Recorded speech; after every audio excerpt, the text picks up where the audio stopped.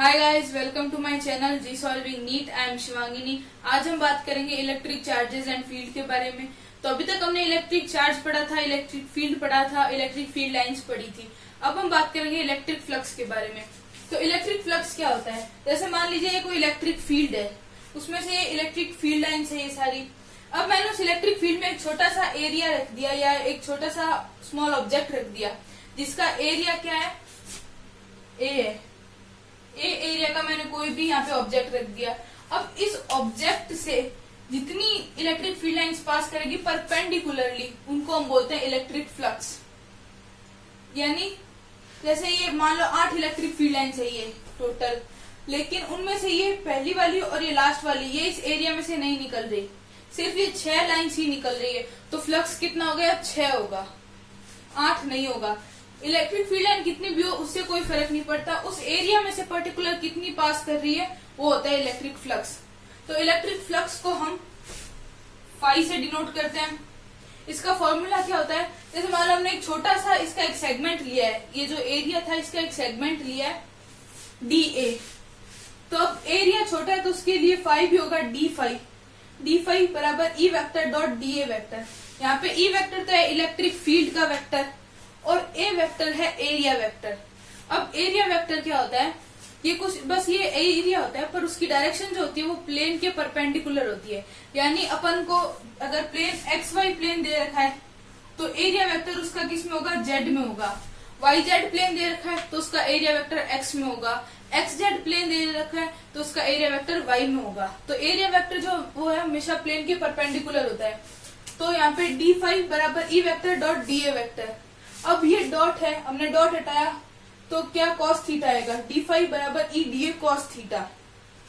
अब ये था स्मॉल सेगमेंट के लिए। अब हमें पूरे एरिया के लिए निकालना है तो हम इसका इंटीग्रेशन कर देंगे। दोनों साइड डी है तो इंटीग्रेशन कर देंगे। तो फाई का हो गया D phi equal to E A cos theta. ये होता है इलेक्ट्रिक फ्लक्स का फॉर्मूला। इसकी यूनिट क्या होती है? अब एरिया की यूनिट तो होती है सीधी मीटर स्क्वायर। ई बराबर हमने अभी पहले देखा था F अपॉन क्यू। तो फोर्स की यूनिट हो गई न्यूटन अपॉन चार्ज की कूलम, यानी न्यूटन कूलम इनवर्स। तो ये E की यूनिट हो गई न्यूटन कूलम इनवर्स और एरिया की मीटर स्क्वायर। तो इलेक्ट्रिक फ्लक्स क्या हो गया? Phi equals to E A cos theta. अब हम बात करते हैं इलेक्ट्रिक डाइपोल के बारे में। तो इलेक्ट्रिक डाइपोल क्या होता है? इलेक्ट्रिक डाइपोल होता है एक सिस्टम ऑफ 2 चार्जेस। यानी डाइपोल नाम से पता चलता है जिसके 2 पोल होते हैं। यानी एक सिस्टम होता है जैसे ये है, इसके 2 पोल हैं, एक P एक Q, 2 पॉइंट मान लिए हमने। अब P पे है पॉजिटिव चार्ज यानी प्लस Q और Q पे है नेगेटिव चार्ज। अब जितना पॉजिटिव चार्ज होगा उतना ही नेगेटिव चार्ज होगा। ये दोनों चार्ज अमाउंट में सेम होंगे, लेकिन बस नेचर इनका अलग अलग होगा, एक पॉजिटिव और एक नेगेटिव। इन दोनों के बीच की डिस्टेंस हो गई 2a। यानी जो ये सेंटर है मान इसको बोलते हैं सेंटर ऑफ डाइपोल। जो पॉइंट O है ये डाइपोल के सेंटर में। तो इस सेंटर ऑफ डाइपोल से P और Q सेम डिस्टेंस पे, यानी दोनों की डिस्टेंस a है। तो ये हो गया सेंटर ऑफ डाइपोल। अब डायरेक्शन ऑफ डाइपोल क्या होती है? माइनस Q से प्लस Q। यानी अगर हम माइनस चार्ज से प्लस चार्ज की तरफ आ रहे हैं तो वो हो गई डायरेक्शन ऑफ डाइपोल। अब डाइपोल का जो टोटल नेट चार्ज होता है वो हमेशा 0 होता है, क्योंकि जितना हमने पॉजिटिव लिया उतना नेगेटिव लिया तो दोनों कैंसिल आउट हो गए, तो नेट चार्ज 0 होता है। पर इससे इलेक्ट्रिक फील्ड 0 नहीं होता, इलेक्ट्रिक फील्ड इसमें होता है। और वो कितना होता है वो भी हम देखते हैं।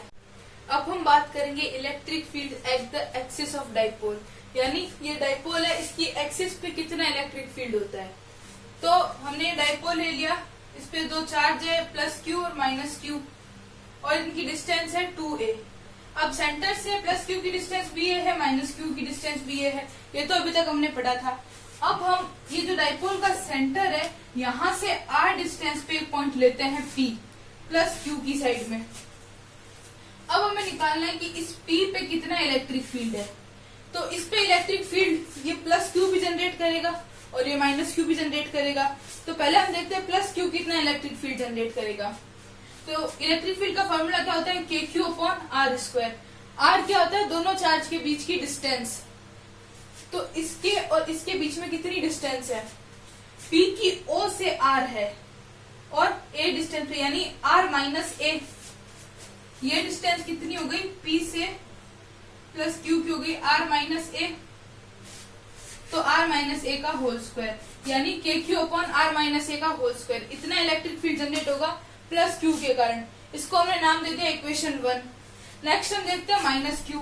तो माइनस क्यू की डिस्टेंस कितनी है, ये इतनी आर और प्लस ये ए, यानी के क्यू अपॉन आर प्लस ए का होल स्क्वायर। अब चूंकि ये माइनस क्यू है तो ये माइनस आगे आ गया, तो माइनस क्यू जो चार्ज है नेगेटिव चार्ज, वो कितना फील्ड जनरेट करेगा, माइनस के क्यू अपॉन आर प्लस ए का होल स्क्वायर। इसको हमने नाम दे दिया इक्वेशन 2। अब हम टोटल इलेक्ट्रिक फील्ड देखते हैं, यानी इन दोनों को प्लस करना है हमें, E due to plus q and E due to minus Q.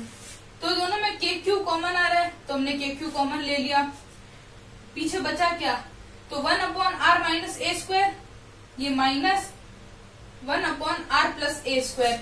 इसको हम नाम दे दिया इक्वेशन 3। अब हम इस ब्रैकेट को आगे सॉल्व करते हैं। तो हमने एलसीएम लिया, आर प्लस ए स्क्वायर माइनस आर माइनस ए स्क्वायर, और नीचे आर माइनस ए स्क्वायर आर प्लस ए स्क्वायर। अब इसको आगे स्क्वायर को खोला हमने, ये जो होल स्क्वायर है इनको खोला, तो ए प्लस बी का होल स्क्वायर क्या होता है, ए square plus 2 square plus 2ab, यानी a square plus b square plus 2ab। तो ये आर का स्क्वायर प्लस ए का स्क्वायर प्लस 2ra। वही ये माइनस है, इस माइनस को हम अंदर लेके जाएंगे। पहले इसका a माइनस बी का होल स्क्वायर क्या होता है, ए square plus b square minus 2ab। तो इस माइनस को हमने अंदर मल्टीप्लाई कराई, तो ये आर स्क्वायर प्लस का था, ये माइनस का हो गया, ये ए स्क्वायर भी प्लस का था, माइनस का हो गया, ये 2ra ये माइनस का था, तो माइनस माइनस प्लस हो गया। तो अब ये plus R square minus R square plus ए स्क्वायर माइनस ए स्क्वायर, ये आपस में कैंसिल आउट हो गए, तो पीछे क्या बचा है, 2ra प्लस 2ra, यानी के क्यू इंटू 4ra। अब यहाँ पे क्या है, आर स्क्वायर माइनस ए स्क्वायर, ये कहाँ से आया। अब हम इस पूरी टर्म को, यानी आर माइनस ए का होल स्क्वायर, इस पूरी टर्म को a मानते हैं, और आर प्लस ए का होल स्क्वायर इस पूरी टर्म को b मानते हैं। या ऐसे मान लिया हमने कि आर माइनस ए का होल स्क्वायर, इसको हमने मान लिया a माइनस बी, और इसको मान लिया a प्लस बी। तो ये क्या बन गया, a माइनस बी और a प्लस बी। एक बार हमने स्क्वायर को कंसीडर नहीं किया, ये स्क्वायर पूरा बाहर ले लिया हमने, तो ये किसका फॉर्मूला होता है, ए स्क्वायर माइनस बी स्क्वायर का। तो हमने लिख दिया आर स्क्वायर माइनस ए स्क्वायर, और जो ये था वो पूरे के ब्रैकेट में आ गया होल स्क्वायर। अब जो आर हमने लिया है वो ए से बहुत बड़ा है, तो जब आर ए से बहुत बड़ा है तो आर स्क्वायर तो और भी ज्यादा बड़ा होगा ए स्क्वायर से। तो ये ए स्क्वायर को हमने नेग्लेक्ट कर दिया, तो आर स्क्वायर की पावर 2 यानी आर की पावर 4। अब इस आर से ये एक आर कट जाएगा, तो आर क्यूब आ गए यहाँ पे अगला। अब यहाँ पे 4 है, तो हम 4 को क्या लिख सकते हैं, 2 इंटू 2, तो हमने लिख दिया 2k Q into 2a upon R cube. अब q इंटू 2a क्या होता है, डाइपोल मोमेंट, यानी p का फॉर्मूला होता है q इंटू 2a। ये केमिस्ट्री में भी आता है और फिजिक्स में भी आता है। तो 2 इंटू QA की जगह हमने सीधा p लिख दिया, तो E का फॉर्मूला क्या होगा, 2kp अपॉन आर क्यूब। इसको हमने नाम दे दिया इक्वेशन 4।